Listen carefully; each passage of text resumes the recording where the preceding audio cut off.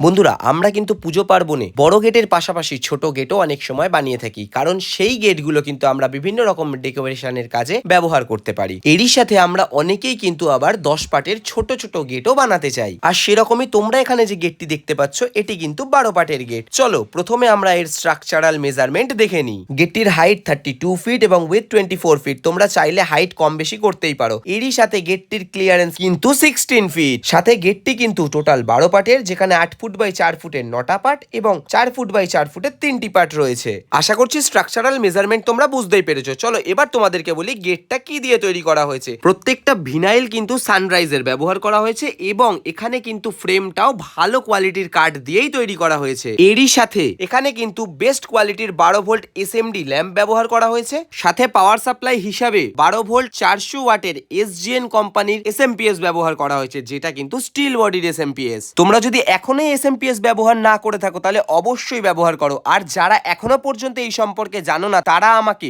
অবশ্যই কমেন্ট করে জানিও। আমি তোমাদেরকে নেক্সট ভিডিওতে একটা প্রপার ধারণা দেওয়ার চেষ্টা করব এই এসএমপিএস সম্পর্কে। তাহলে আজকের মতো এই পর্যন্তই। আশা করছি আজকের ভিডিওটা ভালো লেগেছে। যদি ভালো লেগে থাকে তাহলে অবশ্যই একটা লাইক করে দিও। আর সাথে আমার চ্যানেলে নতুন এসে থাকলে অবশ্যই চ্যানেলটাকে সাবস্ক্রাইব করে নোটিফিকেশন বেলটা অল করে নিও। দেখা হচ্ছে নেক্সট ভিডিওতে। তাহলে আজকের মতো টাটা।